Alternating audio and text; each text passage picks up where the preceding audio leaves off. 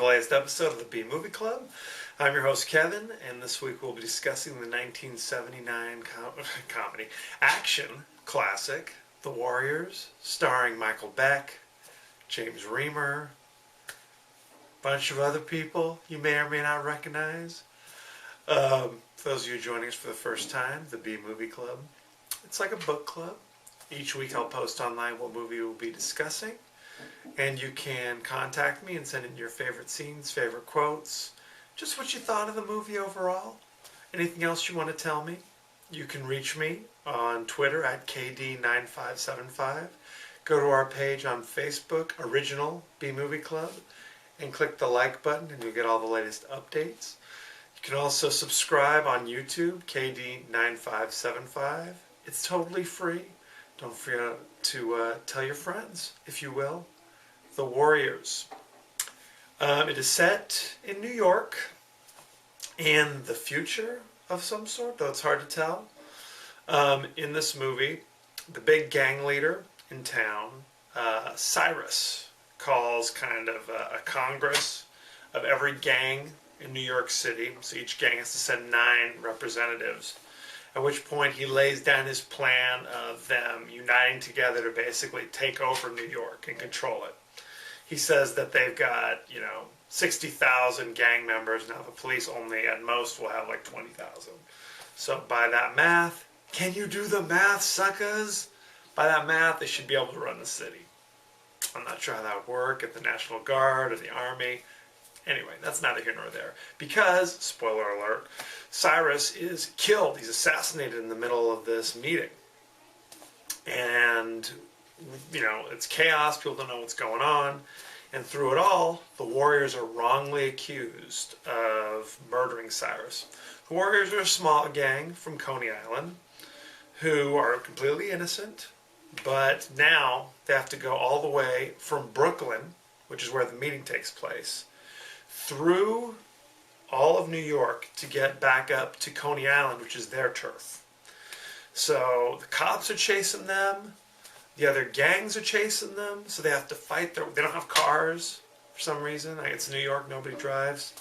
So they have to walk. They have to take the subway. Meanwhile, they're entering all these other gangs' turfs who all believe that they've assassinated Cyrus. So there's only 9 of them. So again, going into turf to turf, you're taking on gangs of like 30 plus. So it's not too good, let me tell you. Along the way, they pick up I don't know what she is, a streetwalker, I guess, named Mercy, who's played by Deborah Van Valkenburg. If you remember her, she was Jackie on Too Close for Comfort. Also in the gang, you've got Swan, played by Michael Beck, who you might remember from Xanadu, among other places. Ajax is played by James Remar, who is currently playing Dexter's ghostly father on Dexter. A few other people that you probably wouldn't recognize. So along the way, they get chased by the AC Turnbulls gang. They have to fight the orphans when going through their turf. They have to battle the baseball furies, who look like if Paul Stanley played for the Yankees, if you know what I mean. That was a Kiss reference. Anyway, speaking of that, why are there so many street gangs that wear like a lot of face paint? I mean, there's literally a gang of mimes. Literally a gang of mimes. They're very intimidating. Don't let them get the box on you. The box. Anyway, then they go on and fight the punks in a bathroom in the subway. Along the way, one member of their gang gets thrown on the train tracks. Another gets arrested by the cops. Another one gets beaten up by the Gramercy Riffs and killed. It's very upsetting. Along the way, we discover that the real culprit of the assassination was the leader of this gang called the Rogues. So there you go. Good times had by all. What can I tell you about this movie? It was originally based upon the adventures of a group of Greek mercenaries who go to Persia to attempt to overthrow the Persian Emperor Cyrus the Younger. And when the leader of their gang gets assassinated, they have to fight their way back to Greece. They're behind enemy lines. It's a real deal. Okay, so there's a lot of parallels to that story. In fact, one of the characters, James Remar, is named after a famous Greek warrior, Ajax. So there you go. It seems bizarre that a movie like this would be based on some historical thing. So there you have it. Nonetheless, they tried to go with a lot of newish actors in order to make it more real. Make it seem like it's actually like these are real gang members, and they actually tried to use real gang members whenever they could. Shockingly enough, in the big scene in the beginning where there's a lot of different gangs, there are some real gang members in there, and then kind of interwoven in there, off-duty police officers dressed as gang members to try to keep everybody else in line. So there you go. At one point, actual gang members tried to threaten the the cast who are dressed as gang members, like kind of like you think you're tough kind of thing. So there you have it. This is what happens when you film in the dark New York streets only at night because it takes place at night. So there you go. Good times. Originally, the Warriors were supposed to be, the gang was supposed to be entirely black, but the studio decided to change it. They thought it would be more marketable if there was an interracial gang. I mean, you see this a lot on things, the whole interracial street gang. I mean, maybe it's true. I mean, I live in Irvine, so I don't see many gangs, period. But I always find it very interesting, especially, I mean, a lot of these guys, the Warriors specifically, were wearing leather vests with no shirt on. Okay? If you want to see guys wearing leather vests with no shirt on, there are certain clubs you can go to. Not that there's anything wrong with that. The war chief of the Warriors, played by Michael Beck, like I said, from Xanadu, does literally have blonde, flowing, feathered hair. I don't know if that was typical for gang members at that time. Maybe it was. I don't know. What else can I tell you?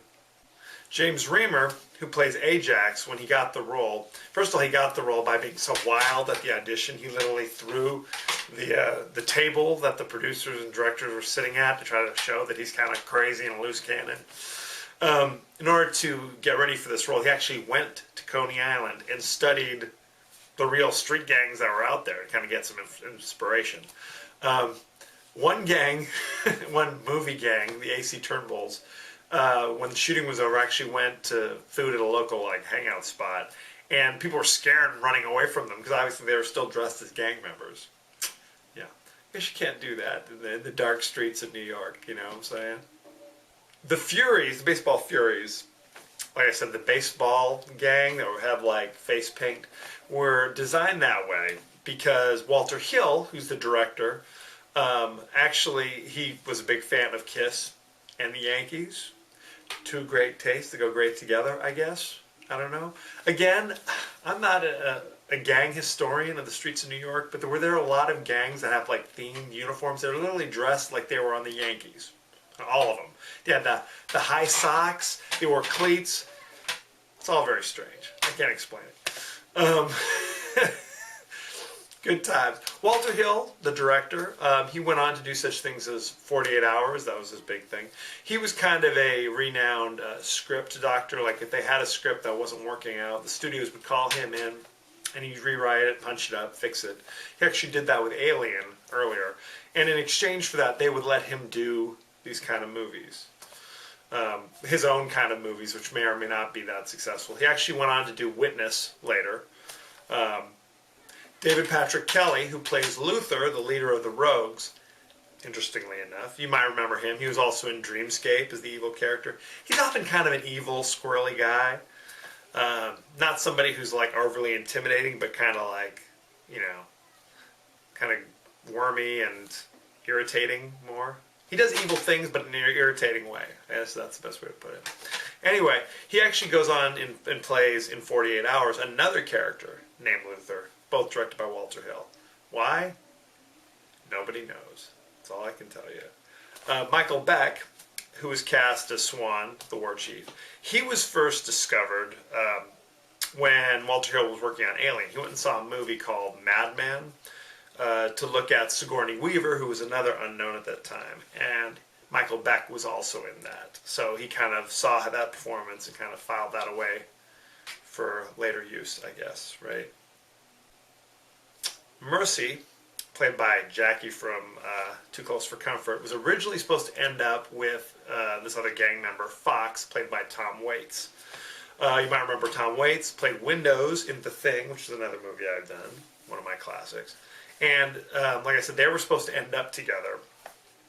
But Fox was so irritating to Walter Hill, was constantly arguing, had a bad attitude, that eventually they wrote him out by having him get thrown on the train tracks. And they realized that Swan and Mercy actually had better chemistry, so they wound up putting them together. Interestingly enough, Jackie broke her arm just kind of incidentally halfway through the movie. So at one point, they have her character steal a jacket as kind of like, I'm trying to go undercover here. The real reason was to hide that cast. So there you go.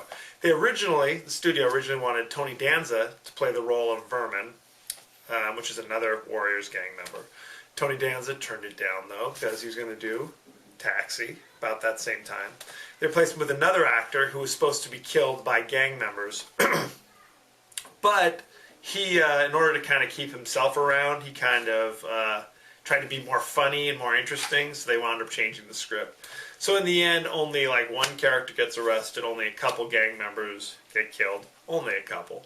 But the rest wind up, spoiler alert, making it back to Coney Island, where they defeat the rogues, spoiler alert, and clear their name, spoiler alert.